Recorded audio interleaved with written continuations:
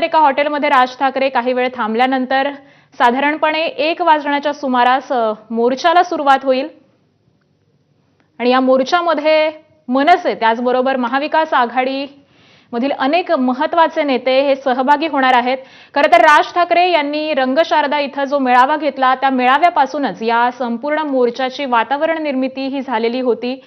यामध्ये शिवसेना, मनसे, काँग्रेस आणि इतरही अनेक पक्ष हे सहभागी होणार आहेत। खोट्या मतदारांविरुद्ध खरे मतदार जागे व्हा असा एक नारा राज ठाकरे यांनी या मेळाव्यामधून दिलेला होता आणि त्यानंतर ही दृश्य आपण पाहतोय। राज ठाकरे अखेर या सत्याच्या मोर्चासाठी रवाना झालेले आहेत।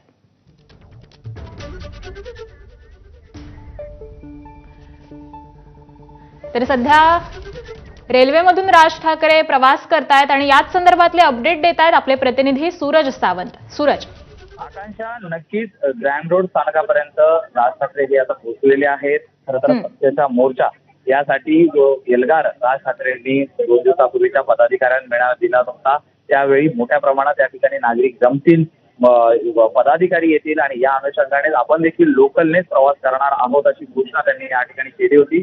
सकाळी आपण पाहिलं तर राज स्थानकाहून जो प्रवास सुरू झालेला आहे हा आता धरणी रोड स्थानकांपर्यंत पोहोचलेला आपल्याला पाहायला मिळतं। मोठ्या प्रमाणात मनसैनिक हे रेल्वे आणि इतर वाहनांमार्फत मोर्चाच्या ठिकाणी दाखल होत आहेत। आजच्या या मोर्चामध्ये मोठ्या प्रमाणात महाविकास आघाडीतले नेते हे देखील सहभागी होणार आहेत। उद्धव ठाकरे, शरद पवार असतील यासारखे दिग्गज नेते त्या ठिकाणी पोहोचणार आहेत आणि राज ठाकरे यांनी जो रंगशारदा येथे मेळावा घेतला होता आणि त्यावेळी ईव्हीएम बाबत जे डेमो दाखवला होता त्यानंतर या संपूर्ण वातावरण निर्मिती आपल्याला झालेली पाहायला मिळते।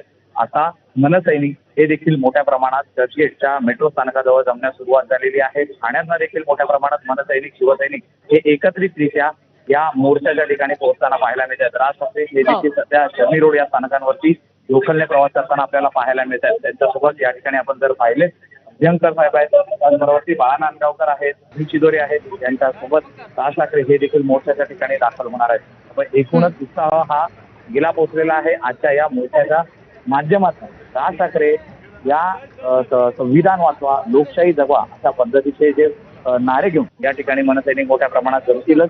मात्र आज या मोर्चाच्या माध्यमातून राज ठाकरे सत्ताधारी त्याचबरोबर निवडणूक आयोग यांच्यावरती काय तोफ डागली जाते हे पाहणं देखील महत्वाचं राहणार आहे। कारण आपण जर पाहिलं तर ज्या पद्धतीने यापूर्वी देखील राज ठाकरे यांनी ईव्हीएम बाबत, मतदार याद्यांबाबत अनेक वक्तव्य केली होती आणि त्याचे पडसाद हे देखील उमटणारे पाहायला मिळाले होते। त्या ठिकाणी मतदार याद्या अगदी सूरज, असेच सोबत राहा, तुमच्याकडून अपडेट जाणूनच घेत राहू।